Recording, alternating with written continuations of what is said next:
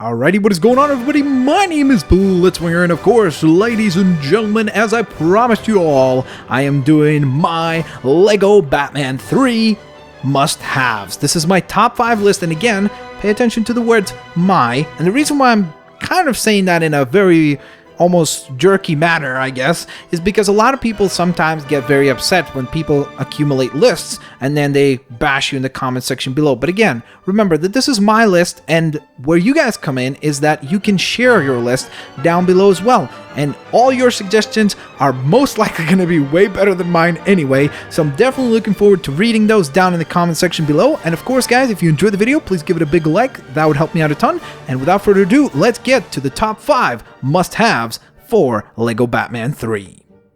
Number 5, I've got the Green Arrow. Now, I know that I could have made this whole list just basically my top 5 most wanted characters like Larfleeze or Kilowog or characters like that we didn't see in the LEGO Batman games yet. However, with Green Arrow, I really had to put him on here. I love the Arrow TV show, and I was like, I don't understand why he wasn't in the second one, and he must be in this one. I really would be shocked if they didn't put him in this one. In fact, I wouldn't be surprised if they went ahead and actually did 2 different variations on Green Arrow and gave us both the Arrow from the TV show and a comic book version of Arrow as well. That would be really, really cool, and would be something that I would love to see.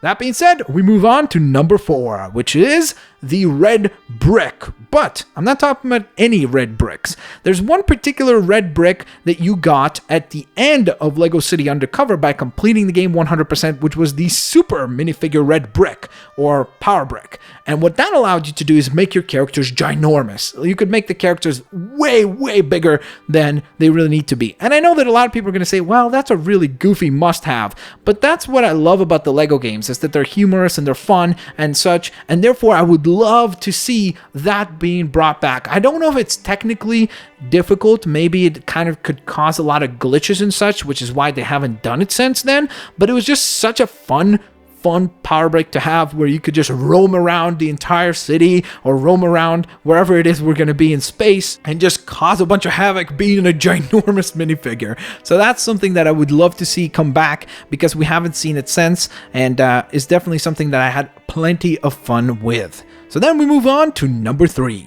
And number 3, of course, is also sticking on the theme of I guess, kind of big characters, so to speak. I really would love to see larger characters in the DC universe now become big figures. So, for example, in LEGO Marvel Superheroes, if you guys recall, characters such as the Hulk, or Red Hulk, or I can't think of anybody else, Abomination, or characters like that, were bigger characters. They were big figures. They weren't like the typical LEGO minifigures, but they were the big minifigures. And that's what I want to see happen with characters like Killer Croc, or even maybe Bane. I think Bane could be a bigger character as well. I don't know, maybe they'll keep him a minifigure, but I think he could fit as a big figure as well. And of course, other characters like Kilowog, that would be awesome. That would be absolutely terrific, considering that they are going to space. I hope that we're going to see a lot of the different lanterns appear, and Kilowog is one of my personal favorites. If you don't know who he is, he's that big kind of a pig-looking guy who is very, very cool, and I love that character indeed. So I would love to see him appear in this game as a big figure.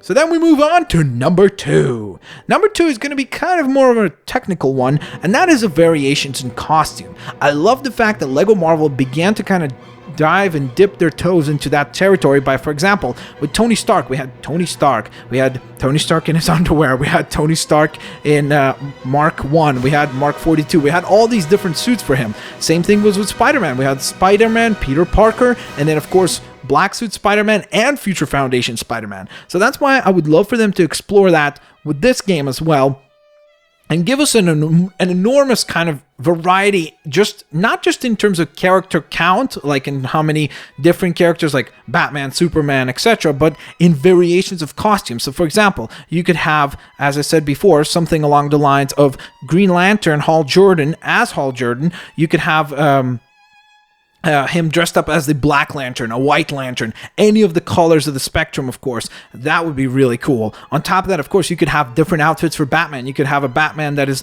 Batman 1966 Batman Michael Keaton outfit, the Dark Knight outfit. You could have, of course, the comic book version, and etc., etc. And I think that that would be really, really cool, and would, again, make the game feel even larger in scale because of how much variation we would have as players to pick and choose our favorite costumes. In fact, I've always said that I think that that is something that they could definitely do with DLC, is add more costumes down the line. Usually what they do is they add one DLC pack, but I would love to see more DLC packs down the line. Like, we could have plenty of different variations of the Joker, of Harley Quinn, of Hal Jordan, the Flash, Superman. We could have different outfits for Superman, like Man of Steel Superman. We could have the 80s movie Superman. We could have, I mean, there's just an enormous catalog of outfits to choose from, and I would love to see as many of them as possible appear in the game. So I hope that I didn't ramble too much there, but nonetheless, it is now time for the glorious number one.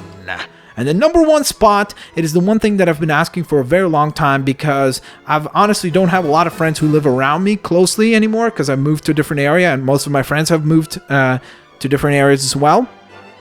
So we don't do a lot of couch gaming anymore, and there's an issue with the Lego games because I love them, but I can't play along with anybody unless if they are sitting right next to me. That is why I would love for them to either allow you to play the entire story mode or just the free roaming mode online. If you just, call a friend into your game co-op, that would be fantastic. I would love to see that happen.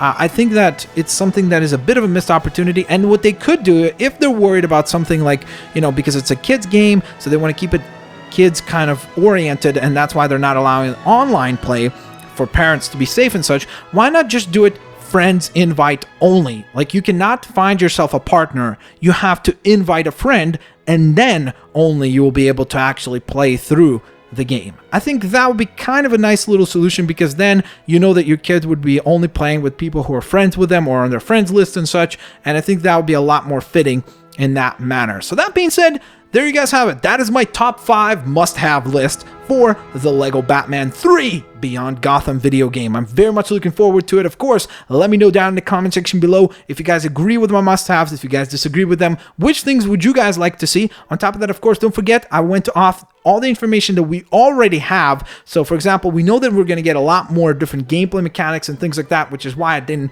mention that as a must-have. So I've done a video basically talking about all those details as well, so just keep that in mind. There's certain things we already know are going to be in the game, so I just chose things that we have not been confirmed at the time of this recording that will actually appear in the game. So with all that being said, thank you guys so very much for watching. As I always say, have a fantastic day, and I will see you later, alligators. Bye-bye, guys!